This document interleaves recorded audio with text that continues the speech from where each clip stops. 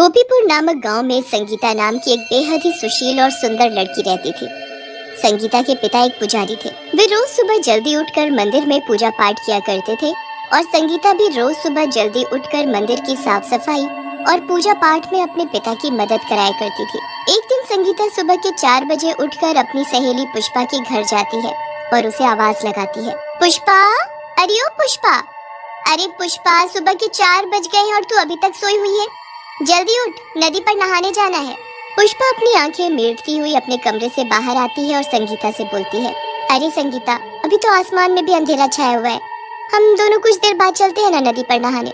कुछ देर में दिन भी निकल आएगा और फिर गांव की औरतें और लड़कियां भी तो नदी पर नहाने के लिए जाएंगी। हम भी उन्हीं के साथ नदी पर नहाने चल पड़ेंगे। तुझे पता है ना कि मुझे मंदिर की साफ सफाई करनी होती है। अगर तुझे मेरे साथ नहीं जाना तो ठीक है, मैं अकेले ही नदी पर नहाने के लिए चली जाती हूँ। अरे अरे, तू तो गुस्सा हो गई, मैं चलती हूँ ना तेरे साथ। फिर दोनों नदी में जाकर नहाने लगती हैं। तभी नदी के किनारे पेड़ के पीछे से पवन और रामू नाम के 2 दोस्त संगीता और पुष्पा को नदी में नहाते हुए देखने लगते हैं। अरे रामू यार, इन लड़कियों को नदी में नहाते हुए देख कर तो ऐसा लगता है मानो जैसे आसमान से अप्सरा उतर कर आ गई हो। अरे वो इन्हें देखकर तो मन बड़ा ही प्रसन्न हो गया है रे। सच कहते हो पवन भैया, इन लड़कियों को यूं नदी में नहाता देख कर तो हमारा भी मन नदी में नहाने का करने लगा है। अरे तनिक इनका ये चमचमाता गोरा गोरा बदन तो देखो। अरे कमबख्त, जरा धीरे बोल, कहीं किसी ने सुन लिया तो बहुत मार पड़ेगी। हाँ। तभी संगीता को ऐसा आभास होता है कि कोई उन्हें चुपके से देख रहा है। पुष्पा, मुझे लगता है कि वहाँ पेड़ के पीछे कोई है जो हमें ऐसे नहाते हुए देख रहा है। चल जल्दी चलते हैं यहाँ से। फिर वो दोनों नदी से निकलकर अपने घर चली जाती हैं। अगले दिन फिर से संगीता सुबह के 4 बजे पुष्पा के घर जाती है और उसे आवाज लगाकर उठाने लगती है। पुष्पा कमरे से बाहर आती है और संगीता से कहती है, संगीता, मैं रोज सुबह सुबह 4 बजे उठकर तेरे साथ नदी पर नहाने के लिए नहीं जाने वाली। मेरी सारी नींद खराब हो जाती है और वैसे भी मंदिर की साफ सफाई पूजा पाठ तो तुझे करनी है, मुझे थोड़ी ना करनी है, इसलिए तू अकेले ही नदी पर नहाने जा। संगीता गुस्से में वहाँ नदी पर नहाने के लिए चली जाती है। तभी पवन और रामू फिर से नदी के किनारे पेड़ के पीछे खड़े होकर संगीता को नहाते हुए देखने लगते हैं। पवन भैया, आज तो ये लड़की अकेले नदी पर नहा रही है। हम तो फिर आज हम दोनों भी नदी में नहाने के मजे लेते हैं, वो भी इस अप्सरा के साथ। फिर दोनों हंसते हुए नदी में नहाने के लिए चले जाते हैं और संगीता को अकेला पाकर उसे छेड़ने लगते हैं। अरे तुम दोनों नदी में, तुम्हें पता नहीं है क्या कि सुबह सुबह नदी पर सिर्फ गांव की लड़कियां और औरतें स्नान करती हैं? तुम दोनों यहाँ से निकलो, नहीं तो तुम्हारे लिए अच्छा नहीं होगा। पवन और रामू पर संगीता की किसी बात का कोई असर नहीं होता है। तभी पवन संगीता का हाथ पकड़ लेता है और हंसते हुए उससे बोलता है, अरे मेरी रानी, इतना क्यों गुस्सा होती हो? अरे हमें भी तो तुम्हारे साथ नहाने के मजे लेने हैं और वैसे भी हम दोनों तुम्हारे साथ नहाकर कुछ देर में यहाँ से चले जाएंगे। संगीता उन दोनों की हरकतों से बहुत डर जाती है और जोर जोर से चिल्लाने लगती है। तभी नदी के किनारे से पुष्पा संगीता को आवाज लगाती हुई आती है। पुष्पा को देखकर पवन और रामू की सिट्टी पिट्टी गुल हो जाती है। अब तुम दोनों की खैर नहीं।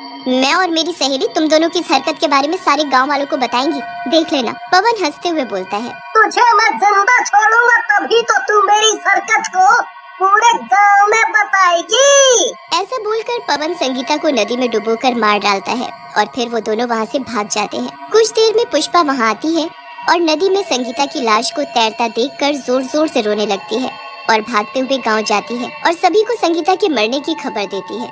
संगीता की मौत की बात सुनकर सभी को बहुत दुख होता है। संगीता की मौत के अगले ही दिन कुछ औरतें नदी में नहाते हुए बात कर रही होती हैं। कुछ भी कहो, संगीता थी बड़ी ही अच्छी और सुशील, पर बेचारी की नदी में डूबने से मौत हो गई।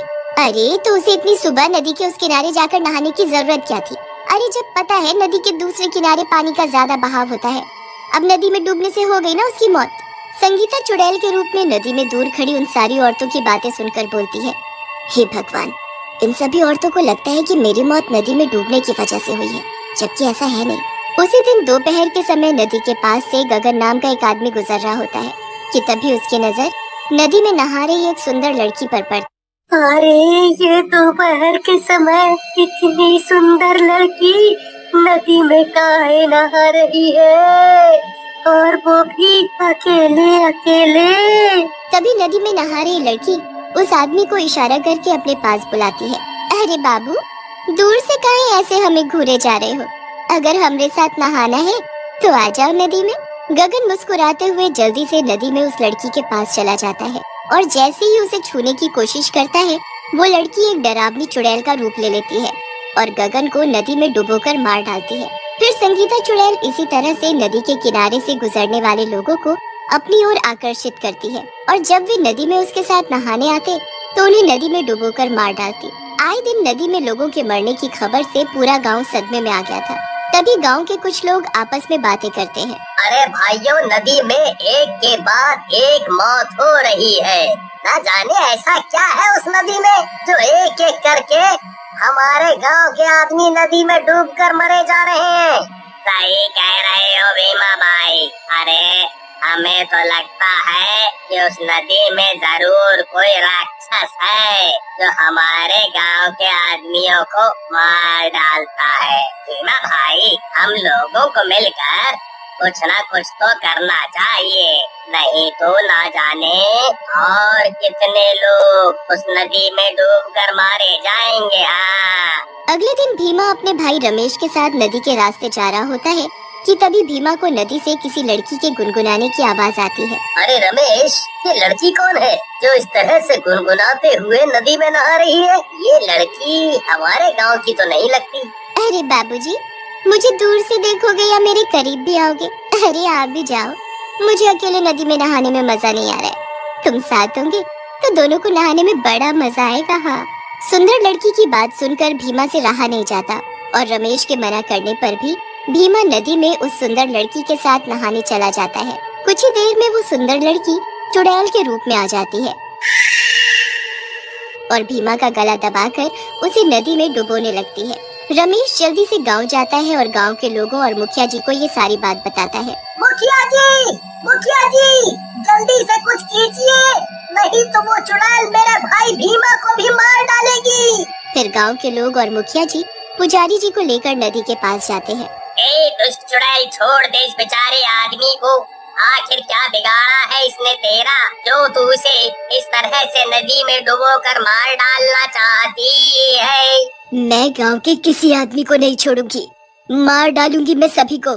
जैसे मुझे नदी में डुबोकर मार डाला, वैसे ही मैं भी गांव के आदमियों को नदी में डुबोकर मार डालूंगी। पुजारी जी, मुखिया जी, अरे रमेश, कोई तो कुछ करो, मुझे इस चुड़ैल के हाथों से बचाओ। ये क्या बोल रही है तू? आखिर तू है कौन जिसे नदी में डुबोकर मार डाला?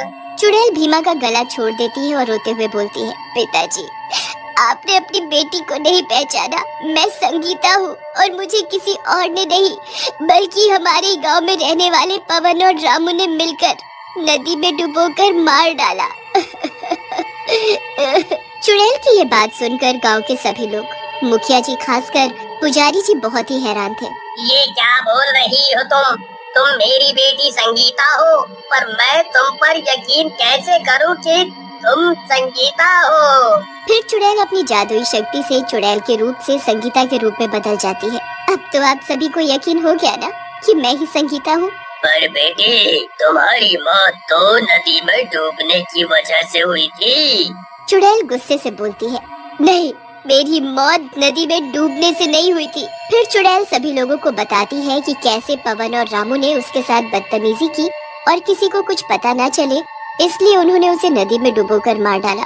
जब तक पवन और रामू को उनके किए की सजा नहीं मिल जाती, मैं ऐसे ही लोगों को नदी में डुबोकर मारती रहूंगी। पुजारी जी मुखिया जी से कहते हैं, मुखिया जी, मेरी बेटी को न्याय दीजिए, नहीं तो वो ऐसे ही तड़पती रहेगी और लोगों को मारती रहेगी। मुखिया जी चुड़ैल और पुजारी जी की बात सुनकर जरा भी देर नहीं करते। वे रामू और पवन को उसी दिन पकड़कर फांसी की सजा दे देते हैं। पवन और रामू के मरते ही चुड़ैल को भी मुक्ति मिल जाती है और वो हमेशा हमेशा के लिए उस नदी से गायब हो जाती है।